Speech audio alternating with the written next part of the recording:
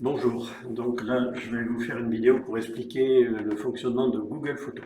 Ok, donc je me mets sur Google. Alors j'ai une version un peu particulière de Google qui s'appelle la Google Beta, qui est la dernière mouture et qui ne tombe jamais en panne, contrairement à chez Windows, et qui marche très bien.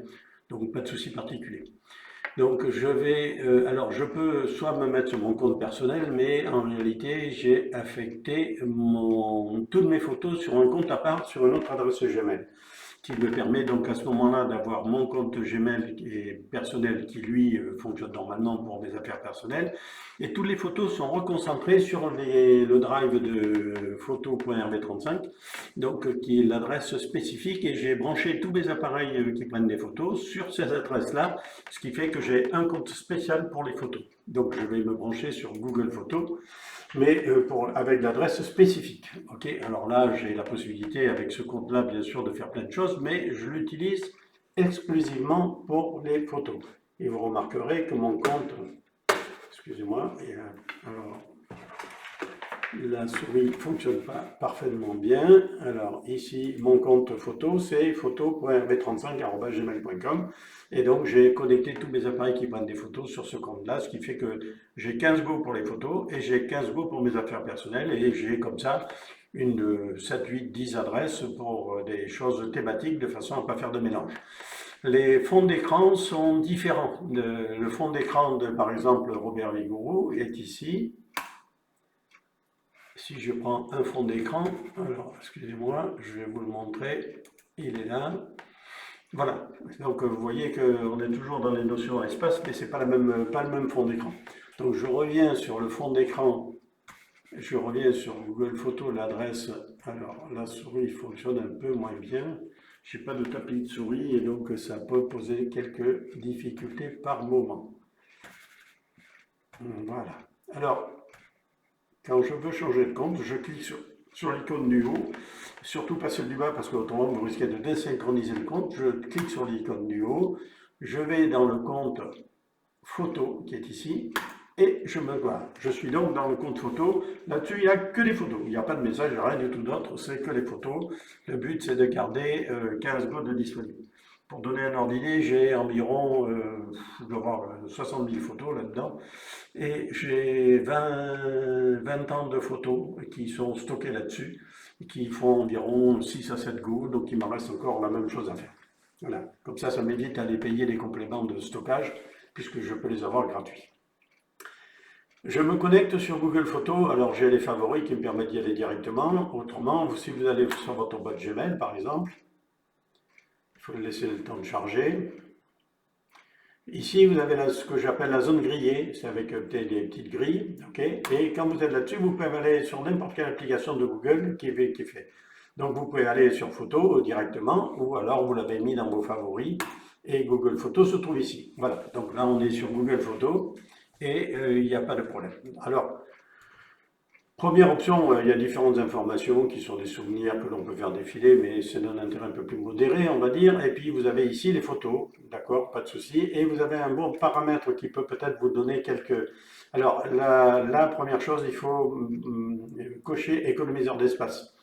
Vos photos sont beaucoup plus lourdes et prennent beaucoup de plus place si vous les avez, si vous avez un très bon appareil photo. Par exemple, le format est un format qui s'appelle RAW, R-A-W, et ce format-là est très lourd parce qu'il permet de zoomer des très petites portions d'une photo sans perdre la qualité, alors que le but pour moi est plutôt d'avoir des photos en grand nombre, mais qui ne soient pas trop lourdes de façon à fonctionner.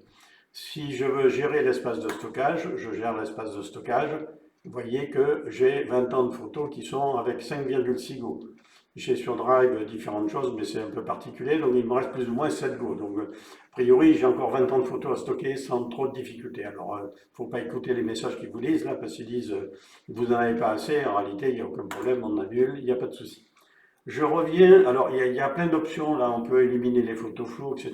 Ça c'est des choses que vous pourrez utiliser quand vous allez vouloir un peu grenouiller dans tous les coins. Je m'attache plutôt à vous expliquer Google Photos de base. Voilà, Google Photos est là. Je regarde quand même qu'est-ce qu'il y a sur les commentaires, mais on s'en fout. Les paramètres, c'est ce que l'on vient de voir. Et ici, quand vous avez plus, vous pouvez créer, ajouter des photos, etc. Mais ça, c'est un deuxième sujet, pas très important. Quand vous voulez rechercher, vous pouvez faire des recherches sur des noms, vous pouvez faire des recherches sur des lieux, vous pouvez faire des recherches sur des documents, etc. Mais c'est un peu plus loin que vous allez comprendre à quoi sert la, la- la zone de recherche. Ok, donc photo c'est là, vous voyez, ok, pas de problème. Et puis vous pouvez vouloir, par exemple ici, moi je prends des photos des livres que j'envisage de récupérer numériquement sur le truc. Si je veux par exemple sélectionner toutes ces photos de cette journée-là, voilà, et puis je n'ai plus qu'à les supprimer. C'est beaucoup plus rapide que de les supprimer une à une, bien entendu. Ok? Et puis, vous pouvez en supprimer une qui n'est pas importante, bien sûr, de la même façon, mais là, vous le faites en unique, il n'y a pas de souci. Placez la corbeille. Et vous pouvez faire aussi, alors j'en profite, hein, je fais un peu de ménage parce qu'il faut que j'aille jamais trop tard pour en faire, et je valide. Voilà, placez dans la corbeille. OK? Les nouveautés, c'est les informations de ce qui peut se passer sur qui a regardé vos photos, qui est intéressé ou qui veut partager des photos, des choses comme ça. La troisième icône, boutique d'impression. Mais boutique d'impression, c'est que vous pouvez faire des livres photos. Alors, quand il y a des anniversaires, des mariages ou des baptêmes, c'est bien parce que vous figez quelque part vos photos sur un livre sur papier glacé, de très bel effet. Et pendant très longtemps, nous avons fait ça à chaque année, à chaque anniversaire de nos petits-enfants, ce qui fait qu'ils ont tous chez eux, comme ça, une dizaine de bouquins photos qui leur permettent de, un jour, peut-être que plus tard, ils se diront, tiens, c'était une très bonne idée d'avoir fait ce truc-là. OK? En suivant et toujours en descendant, on arrive sur les albums. Alors les albums, c'est quoi? Ben, les albums, c'est que quand vous voulez créer des albums, vous pouvez faire vos albums, vous pouvez faire ceux qui ont été partagés avec vous, vous pouvez créer un album et ajouter des photos, etc., les plus récentes, vous pouvez faire pas mal de choses. C'est pas très compliqué. Si par hasard vous êtes dans photo ici et que vous voulez créer un album, il suffit d'aller sur plus. Et vous pouvez créer un album, faire un montage, faire des vidéos souvenirs, faire des animations, importer des photos, sauvegarder des dossiers, aller sur Google Drive, etc., etc. Il y a encore là aussi pas mal d'options, mais que l'on utilise éventuellement ponctuellement.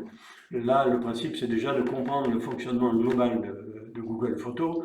Une fois que ça c'est fait, on peut s'attaquer aux spécificités ou à ce que l'on peut faire avec. Sachant que, comme souvent ça arrive, il y a plusieurs chemins pour les arômes, c'est-à-dire que vous pouvez aller album, vous pouvez y aller par là, mais vous pouvez y aller directement en haut avec photo. En cliquant sur plus, vous allez aussi créer des albums. Donc album, voilà, qu'est-ce qu'il y a d'autre à dire? Ben là, vous avez tous les albums que je fais pour différentes raisons. Alors moi j'utilise Google Photos comme un appareil à mémoire. C'est-à-dire que quand j'ai des événements un peu particuliers, je fais, par exemple, ici, j'ai un problème avec un portail à ma résidence secondaire au Croisic. Je fais différentes photos. Quand j'ai besoin de trouver, ben, comme par hasard, quand je fais recherche, je fais Villa Néré et tout ce qui concerne Villa Néré apparaît ensemble. OK? Deuxième option, alors je regarde s'il n'y a pas d'autre option parce que quand je vois les petits, ah voilà, donc ça c'est les différents albums, ok, donc pas de problème, il ne fait que relister, comme je disais tout à l'heure, plusieurs chemins pour les arômes, on peut faire plusieurs choses. Documents. Alors document c'est tout ce qui est plus ou moins écrit. Ça vous permet d'avoir les documents et le principe est un peu le même, ok, pas de problème.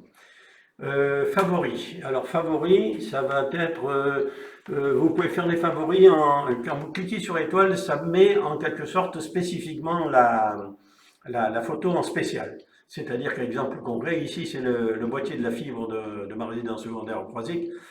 C'est un truc que je vois tous les, je sais pas combien de temps, mais par contre quand j'en ai besoin, je le retrouve très rapidement. Ok? Avec, je fais aussi photographie des codes d'accès de façon à pouvoir l'utiliser. Et voici Hélène, et voici les petits-enfants avec Hélène. Et puis voici l'émetteur de la médio. Ensuite, je reviens un peu en marche arrière, on en a fait favori. Alors les lieux, c'est intéressant, les lieux, vous pouvez avoir les lieux de prise de vue. Alors, si vous branchez correctement votre appareil photo et que vous lui mettez à un endroit, il y a une option, vous pouvez mettre qu'il prenne le point GPS du lieu, ce qui vous permet de savoir où ont été prises les photos.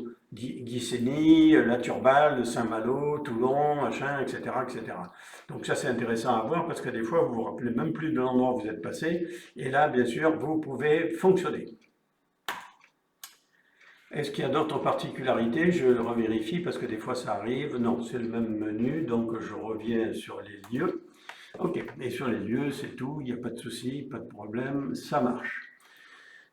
Ici, vous avez photos de Robert Vigroux, c'est-à-dire que j'ai des photos qui sont sur mon autre adresse, l'adresse personnelle. D'ailleurs, il faudrait que je les transfère pour éviter pour alléger en quelque sorte mon adresse personnelle au profit de l'adresse dans laquelle j'essaie de concentrer toutes les photos. D'accord?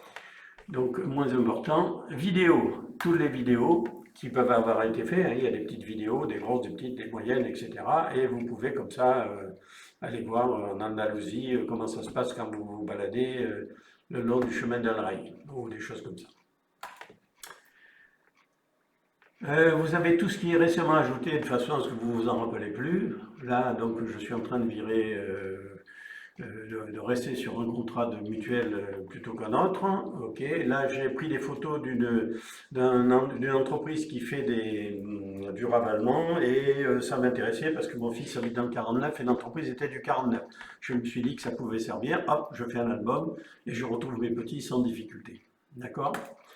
Je reviens ici, espace de stockage. Quand vous arrivez à stockage, ben, ça vous donne la situation et puis ça vous permet d'aller faire le ménage des photos floues, des autres applis, des captures d'écran, des photos et vidéos lumineuses. Alors moi j'ai fait le ménage assez régulièrement, donc des vidéos non compatibles, convertir les photos et vidéos existantes en qualité économiseur d'espace. Donc là, vous allez voir, vous avez plein d'options comme ça qui vous pouvez faire le ménage, etc. Il n'y a pas de souci. On est arrivé donc ici, récemment ajouté, archives. Alors, vous pouvez dans certains cas, en quelque sorte, compresser vos photos. Ça prend beaucoup moins de place, donc vous faites archives et vous sélectionnez les photos que vous voulez compresser de façon à prendre moins de place et ça vous permet de récupérer de l'espace sur votre dossier. Dossier verrouillé, tiens, j'avais vu. Alors là, il y a des dossiers verrouillés. Tac, tac, tac, tac. Alors je vais essayer notre méthode qui était intéressante, la clé d'accès, voilà. Parce que mon vérification est low, on est d'accord. Et je vais taper mon code. Non. Voilà. Et ça me donne accès, je n'ai pas besoin de code j'ai pas de code à rentrer. Alors, les photos vidéo du dossier sont masquées, ne sont pas visibles dans vos photos ni dans d'autres applications. Ouvrez avec le mot de passe de votre compte Google. Les photos associées ne sont pas déplacées. Puis les copies, ok, bon, pas de problème. Il n'y a rien pour ce moment, c'est-à-dire que moi j'ai stocké tous mes photos et vidéos archives, je les stocke sur un dossier de mon disque dur de façon à être tranquille et de mon dossier de disque dur est lui-même stocké sur un autre disque de sécurité de façon à ne pas les perdre, parce que malheureusement, le jour où vous les perdez, vous êtes souvent dans les soucis et les regrets. Le but, c'est pas d'avoir des regrets, c'est de fonctionner. Alors, vous avez enfin corbeille et corbeille. Voilà un peu ce que ça peut donner. Il y a tout ça dans la corbeille. Videz la corbeille. Alors, toujours deux instructions pour éviter que vous fassiez une erreur de manip. Il n'y a pas de souci, c'est fait. OK? Je vais revenir, alors je vais assez vite, hein, mais vous, sur la vidéo, vous pouvez bloquer, faire une marche arrière, faire une marche avant, et si vous avez un souci, vous pouvez aussi poser des questions. D'accord? Je reviens dans le dossier, ok, votre compte Google Photos, parce que là, je voudrais vous montrer différentes choses.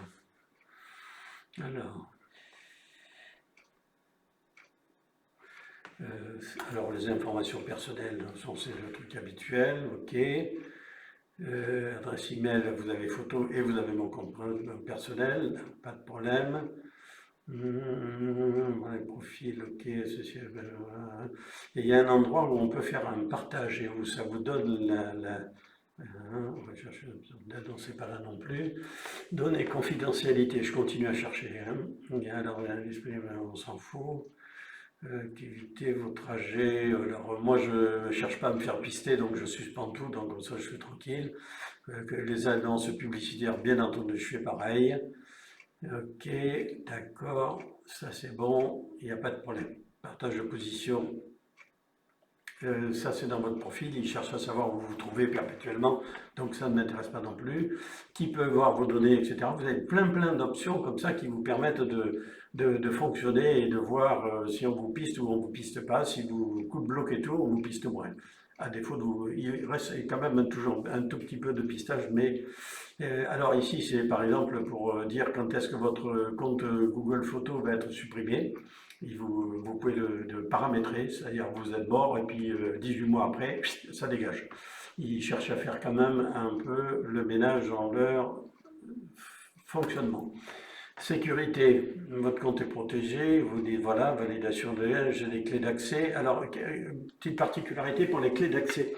Les clés d'accès, c'est vous avez une adresse Gmail avec une adresse et un mot de passe qui fait 8 ou 9 ou 10 caractères, comme vous voulez. Et ces 10 caractères, plutôt que de devoir retenir tous ces mots de passe, ben, vous pouvez, sur un appareil parfaitement identifié et une adresse mail parfaitement identifiée, dans le cas présent, c'est mon ordinateur principal, une clé d'accès à 4 chiffres, qui est très simple, que je connais par cœur, puisque c'est celle que j'utilise à tous. Ça fait en quelque sorte une superposition de code d'accès, ce qui fait que ça vous sécurise beaucoup plus. À l'avenir, c'est vraisemblablement ce qui va se généraliser un peu partout. Mot de passe, ok, durée de mot de passe, ok, invité, tac, tac, tac, adresse de récupération. Vous voyez, si je perds ou j'oublie complètement mon mot de passe sur photo, je peux aller, je fais réinitialiser mon mot de passe, il m'envoie le message sur Robert Vigouroux et là je peux rentrer le mot de passe sans problème, alors que même si je l'ai oublié. Je regarde qu'est-ce qu'il y a d'autre.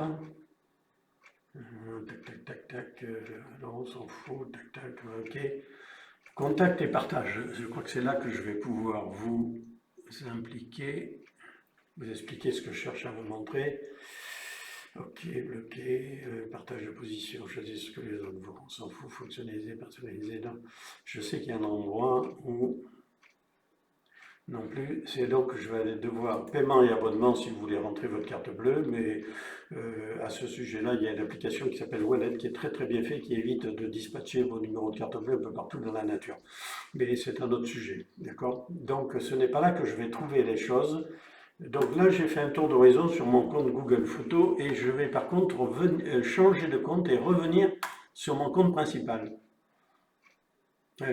Voilà. Alors, vous remarquez que quand je tape sur l'icône du bas, je n'ai pas la liste de mes adresses annexes. En réalité, il faut que j'aille bien sur le compte du haut, et là, je retrouve mes adresses annexes. Voilà, je vais chez Robert Vigouroux, je vais aller sur mon Google Photos, parce que j'en ai quand même un peu sur cette chose-là, et il y a un endroit où je sais qu'il y a marqué alors, album, document, favoris, lieu, photos de Robert Vigouroux, je pense que ça doit être par là. Non, toutes les photos. Voyez, alors, voilà. Vous remarquez que toutes ces photos que vous avez vues sur l'autre compte, en réalité, il y a une liaison qui est faite en partage. Et alors, bougez pas, je cherche à retrouver ça. Voilà. Vos photos partagées avec Robert Vigouroux, là, vous voyez que c'est mon compte photo qui me met à disposition sur mon compte Google Photos personnel le lien qui m'envoie directement et instantanément sur les photos de photo.rv35@gmail.com. Donc c'est totalement transparent, c'est top parce que vous avez vos photos qui vont se stocker de l'autre côté et vous accédez avec votre Google Photos habituel de la même façon. La particularité qu'il faut comprendre, c'est que il faut bien sûr vous mettre votre Google Photos photo.rv35@gmail.com en partage avec robert.vigouroux@gmail.com. Voilà, et ça permet de fonctionner. Je vais voir si c'est là que ça se passe. Voilà. Partage avec un contact, photo, voilà, etc. Vous voyez que Robert Vigouroux est en partage, et il a un partage sur photo.rv35gmail.com. Ça illustre le sujet. Donc ça veut dire que c'est sur le compte principal que vous visualisez le partage que vous avez fait avec un autre compte. Ça peut vous paraître pour des néophytes un peu compliqué, mais une fois que vous avez fait ce genre de choses, c'est top parce que vous avez 15 go pour vos photos et vous avez 15 go pour vos affaires personnelles. Alors, mais ça, c'est encore, là, c'est quand vous êtes un peu à l'aise sur Google Photos. La première option, c'est déjà de généraliser votre visuel Google Photos et ensuite de passer dans les options un peu spécifiques du style partage avec un deuxième compte. D'accord?